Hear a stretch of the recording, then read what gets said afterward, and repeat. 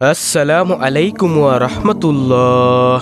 প্রিয় দর্শক, আজকের ভিডিওতে যে 5টি আমলের কথা আমি আপনাদেরকে বলবো, এই আমলগুলো করতে বড়জোর 1 মিনিট বা 2 মিনিট সময় লাগবে, কিন্তু এর ফজিলত হলো হাসরের ময়দানে নেকের পাল্লায় এই আমলগুলোর ওজন অনেক ভারী হবে ইনশাআল্লাহ। আপনি কি চান যে মৃত্যুর পর হাসরের ময়দানে যখন আপনার আমলনামা ওজন দেওয়া হবে তখন মিজানের ডান দিকের নেকের পাল্লাটা ভারী হোক? যদি আপনি এটা চেয়ে থাকেন তাহলে আজকের এই 5টি আমল আপনার জন্য ইনশাআল্লাহ। আজ থেকে এই 5টি আমল শুরু করবেন, মৃত্যু পর্যন্ত করবেন, মিজানের পাল্লা অবশ্যই ভারী হবে ইনশাআল্লাহ। তাহলে চলুন একে একে প্রত্যেকটি আমলের সাথে আপনাদেরকে পরিচয় করিয়ে দেই।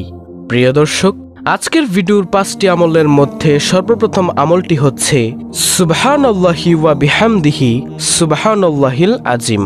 আবু হুরায়রা রাদিয়াল্লাহু তাআলা আনহু থেকে বর্ণিত হাদিসে রাসূল সাল্লাল্লাহু আলাইহি ওয়াসাল্লাম বলেন, দুটি বাক্য এমন রয়েছে যা বলা সহজ, আমলের পাল্লায় অনেক ভারী আর আল্লাহর কাছেও অধিক পছন্দনীয়। সেটি হলো সুবহানাল্লাহি ওয়া বিহামদিহি সুবহানাল্লাহিল আজিম। বুখারী শরীফের হাদিস।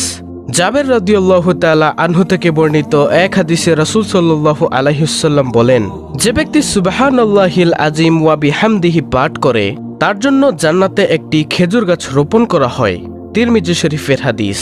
প্রিয় দর্শক, মানুষের এখন নানা ধরনের ব্যস্ততা, কাজের ভিড়ে নিয়মিত নফল ইবাদত করা হয়তো অনেকের সম্ভব হয় না, কিন্তু যে কোনো মুহূর্তে আল্লাহ তাআলার প্রশংসায় তার জিকির করা অনেক সহজ।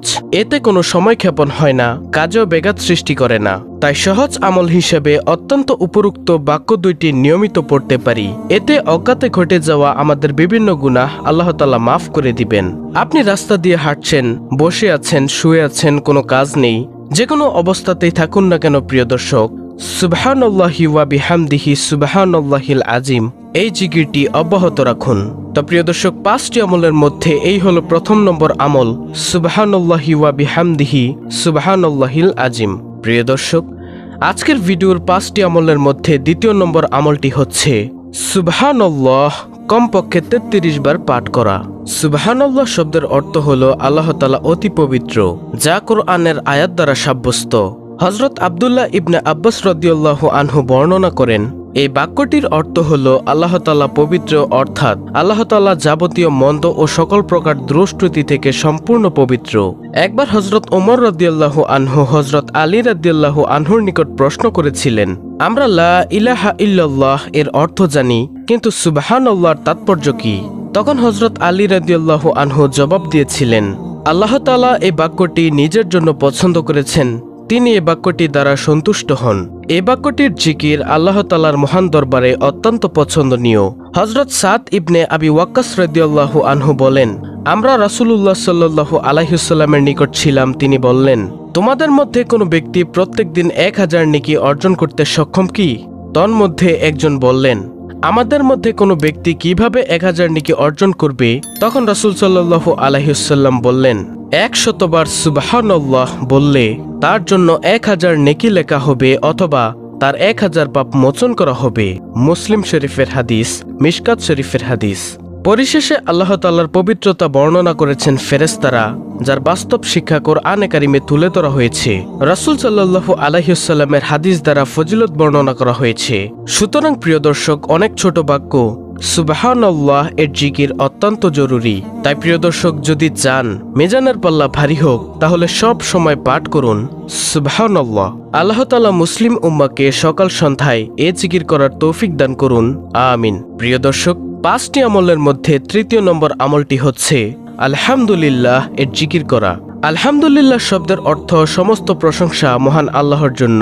যে কোনো উত্তম, আনন্দময় ও শুভ খবরে ভালো কিছুর জন্য এটি বলা হয়ে থাকে।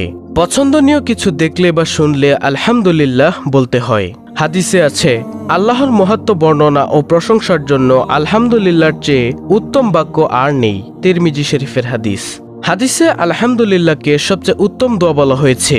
প্রিয় নবী সাল্লাল্লাহু আলাইহি ওয়াসাল্লাম বলেছেন, সর্বোত্তম ফজিলতপূর্ণ বাক্য হলো লা ইলাহা ইল্লাল্লাহ এবং সর্বোত্তম দোয়া হলো আলহামদুলিল্লাহ। তিরমিজি। মহানবী সাল্লাল্লাহু আলাইহি ওয়াসাল্লাম আরো বলেছেন, আলহামদুলিল্লাহ আমলের পাল্লা পূর্ণ করে দেয়, আর সুবহানাল্লাহ ও আলহামদুলিল্লাহ শব্দ দুটি আসমান ও জমিনের খালি জায়গা পূর্ণ করে দেয়। মুসলিম শরীফ। যে কোনো অবস্থাতেই থাকুন না কেন প্রিয় দর্শক, আলহামদুলিল্লাহ এই জিকিরটি অব্যাহত রাখুন। তারপরে ৪র্থ নম্বর আমলটি হলো লা হাওলা ওয়ালা কুওয়াতা ইল্লা বিল্লাহ।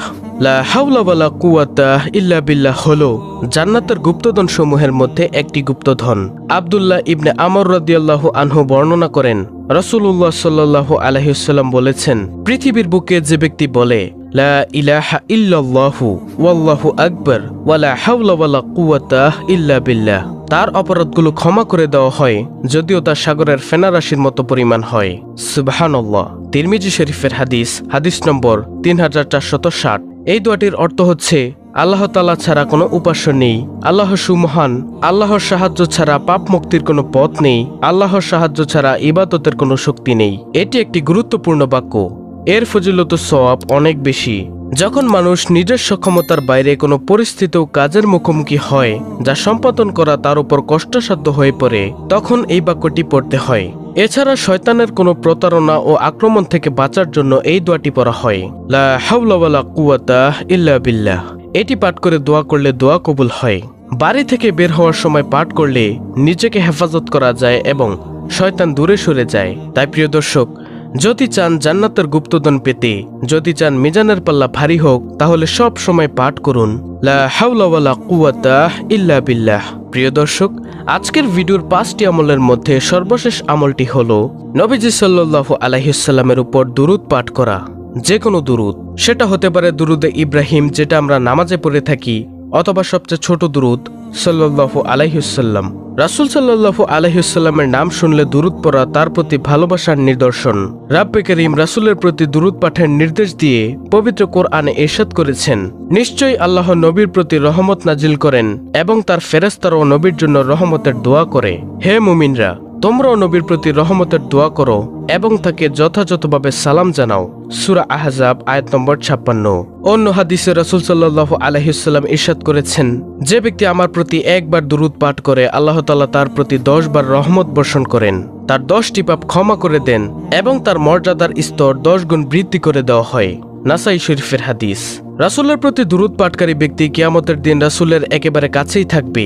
এ সম্পর্কে হযরত আব্দুল্লাহ ইবনে মাসউদ রাদিয়াল্লাহু তাআলা আনহু থেকে বর্ণিত হয়েছে, তিনি বলেন, রাসূল সাল্লাল্লাহু আলাইহি ওয়াসাল্লাম ইরশাদ করেছেন, কিয়ামত দিবসে লোকদের মধ্যে ওই ব্যক্তি আমার অধিক নিকটতম হবে যে ব্যক্তি তাদের মধ্যে আমার প্রতি বেশি বেশি দুরূদ পাঠ করবে।